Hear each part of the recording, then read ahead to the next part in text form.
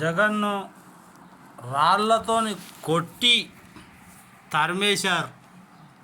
ఆ గాయం అతని నుదుటిపైన విజువల్లో చూడొచ్చు. హాస్పిటల్లో వైద్యం జరుగుతూ ఉంది.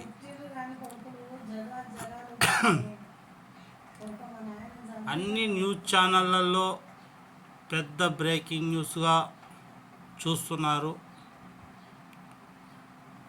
ఇది చాలా పెద్ద తప్పిదంగా అభివర్ణిస్తున్నాం. ఇలాంటి పనులు పిరికి పందులు చేస్తారు.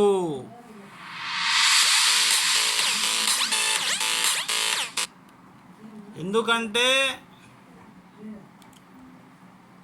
ఒక వ్యక్తిపై రాళ్ల దాడి చేయడం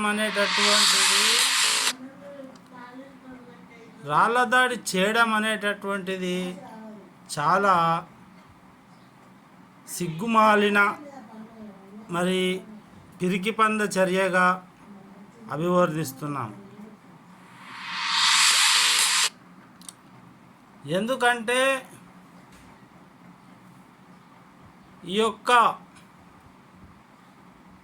రాళ్ల దాడి చాలా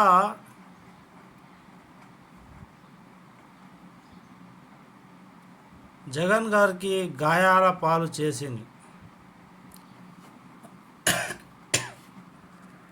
ఇలాంటి పరిస్థితి చూడవచ్చు. నేతలు మండిపడతా ఉన్నారు. సింగనగర్ ప్రాంతంలో సీఎం జగన్మోహన్ రెడ్డి పైన ఈ దాడి గురించి పక్కనే ఉన్న ఎమ్మెల్యే వల్లపల్లి శ్రీనివాస్ పైన కూడా దాడి జరిగింది. అంటే పక్కనే ఫస్ట్ ఎయిడ్ ట్రీట్మెంట్ అంతా కూడా సాగింది. తర్వాత సీఎం జగన్మోహన్ రెడ్డి యథావిధిగా కొనసాగించినప్పుడు కూడా పోలీసులు అయితే దీనిపైన దృష్టి పెట్టారు. దాడికి ఎవరు పాల్పడ్డారనే సీసీ కెమెరాలతో పాటు ఇతర ఈ దాడికి సంబంధించి విచారణ ముమ్మరం చేశారు.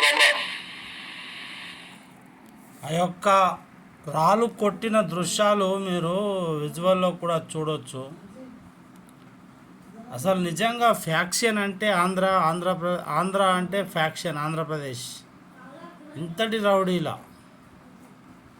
నడి రోడ్డు మీద మనిషిని హత్యాయత్నం చేస్తారా? మనుషులేనా వీళ్ళు? మనుషులు అనకూడదేమో, ఫ్యాక్షనిస్టులు. మరి రోడ్ల మీద తిరిగే ఒక సింహం లాంటి క్రూర మృగాలు అనొచ్చు. చూడండి, జగన్ గారు ఒక ముఖ్యమంత్రిని ఇలా కొట్టారంటే అసలు ఆంధ్ర వాళ్ళంటేనే మాకు అసహ్యం వేస్తుంది పక్క రాష్ట్రాల వారికి.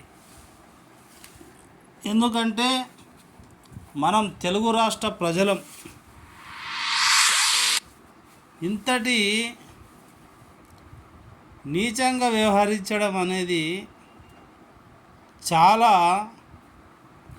దురదృష్టకరం. నీచం, పిరికి పందితనం. పాపం జగన్కు చాలా రక్తం కూడా పోయినట్టుగా అనిపిస్తుంది. వి ఆకారంలో రాయి దెబ్బ చాలా గట్టిగా జరిగింది నొసల్కో. మరి ఈ విజయవాడ నుంచి రిపోర్ట్లు కూడా అందుతూ ఉన్నాయి. ఇలాంటి పని ఎవరు హర్షించరు, ఎవరికి మంచిది కాదు. కాబట్టి చాలా మేము ఆంధ్ర ప్రజలను, అక్కడ కొట్టిన వాళ్ళను మాత్రం ఎప్పటికీ ఒక పిరికి పంద చర్యగానే చూస్తాం తప్ప ఒక వీరుని లక్షణంగా ఎప్పటికీ చూడం. మరి ఏ పార్టీ వారు ఆ పార్టీ స్వేచ్ఛగా ఎన్నికల ప్రచారం చేసుకోవచ్చు. కానీ ఇలాంటి దురదృష్టకరమైన చర్య ఒక ముఖ్యమంత్రికి జరగడం, అక్కడ శాంతి భద్రతల శాఖ ఎంత దిగజారుడుతనానికి పూనుకున్నదో అర్థమవుతుంది. శాంతి భద్రతల శాఖ చాలా హీనంగా ఎక్కడుందంటే ఆంధ్రప్రదేశ్ లోపలనే ఉంది. ఒక ముఖ్యమంత్రికి ఇంత దీనస్థితి ఉంటే సాధారణ ప్రజలు ఒక మాటలు అనుకొని కత్తులతోని ఎందుకు నరుక్కొని సావరా? అసలు మీరు పోలీసులు, అక్కడ పోలీస్ వ్యవస్థ, రక్షణ వ్యవస్థ నిద్రపోతుందని చెప్పడానికి ఈ ఒక్క నిదర్శనం చాలు. అక్కడ పోలీస్ జాబ్ చేయడం కన్నా మా తెలంగాణను, లేకుంటే ఇక్కడ ఇంకా పక్క రాష్ట్రం తమిళనాడు, లేకపోతే ఇంకా ముందర రాజస్థాన్, బీహార్ ఎక్కడనో కుక్కలాగా బతకడం బెస్ట్. పోలీసు వాళ్ళు ఆడ మనిషిలాగా మిమ్మల్ని గుర్తించడం లేదయ్యా. రక్షణ, శాంతి భద్రతల శాఖ, పోలీస్ శాఖ మీరుండగా ఇంత గాయం ఒక ముఖ్యమంత్రికి కావడం సిగ్గుమాలినతనం. పోలీస్ వ్యవస్థకు కూడా సిగ్గు రావాలి. ఎందుకంటున్నానంటే ఇది ఒక విద్యాపరంగా మీరు తిట్టినట్టు కాదు, ఇది తిట్టుగా భావించవద్దు. ఎందుకంటే అది ధర్మం కాదు కాబట్టి.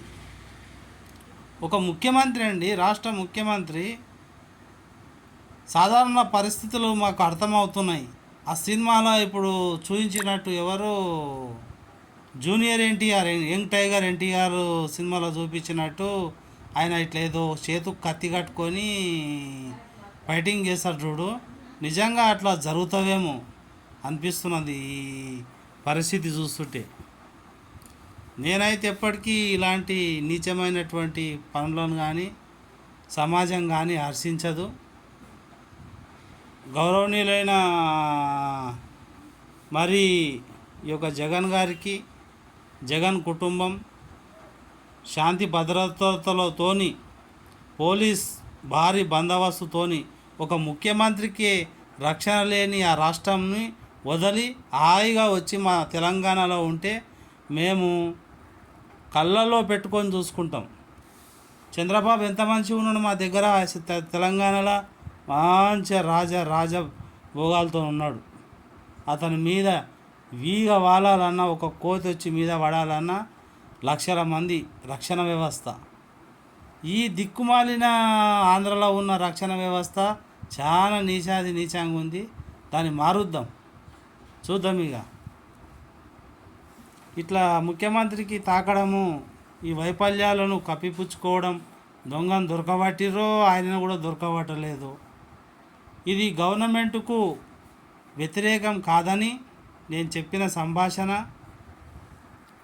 మంచిదని గుర్తించాలి. ఒక విద్యాపరంగా చెప్పినటువంటి ముచ్చట్లు.